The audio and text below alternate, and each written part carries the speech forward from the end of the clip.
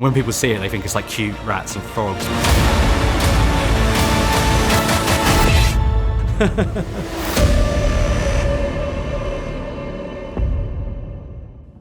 Prepare to embark on an epic quest. I'm Jack Bennett. I am the producer and game designer, level designer at Oddbug Studio. I'm Daniel Robinson. I'm a gameplay designer, character artist and animator. We're a small indie team of 5, so we have multiple roles each.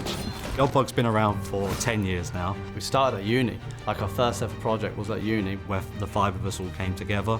Last month in January we released Tales of Iron 2, which is like a action RPG set in a world of anthropomorphic rats fighting frogs, bats, with moles chucked in. It's a bit like Redwall meets Game of Thrones.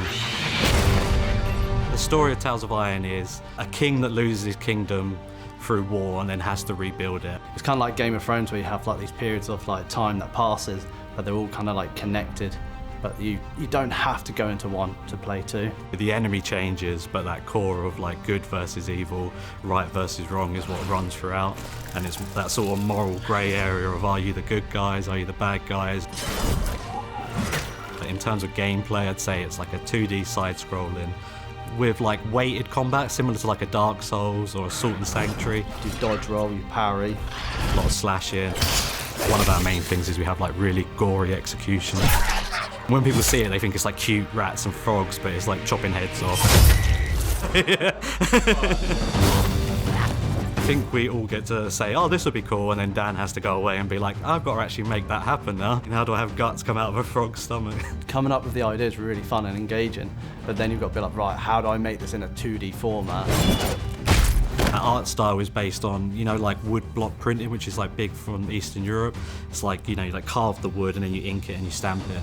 So that's why all of our artwork's got these thick black lines around it. I really try to draw the characters so they look like they're carved out, and then I like how they almost like bounce, and because it feels cute, right? So it's like this really nice, charming animation, and then you've got the brutal like combat. I really like that sort of like clash. That then led into the design choice of not using words anywhere. All of our interaction is done through like pictograms. They talk to each other in speech bubbles with images in them. Keeping in the spirit of the fairy tale, we wanted it to feel like a book that's being read to you, so we wanted a narrator. So obviously our narrator's Doug Cockle, better known as Geralt of Rivia from the Witcher games. The future of the ratdom rests upon your pauldrons. And that all created this sort of fairy tale world, but with this dark, grim undercurrent to it. We listened to a lot of feedback on what people wanted, and they really liked the combat, but they wanted more depth to it. So that's why we introduced like the elemental systems, we introduced the deeper crafting systems, we expanded the stories in the side quests. So I almost see as the fans that they're actually part of the studio. If it wasn't really for the fans, I don't think we would be where we are right now. Listening to your fan base is really important.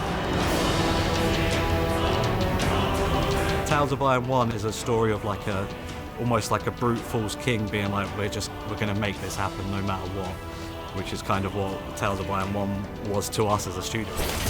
Whereas Tales of Iron 2 is more of a story of the collective coming together to work and make something better for themselves. And I think that is also representative of what we did as a studio. We know we had this opportunity to make something bigger and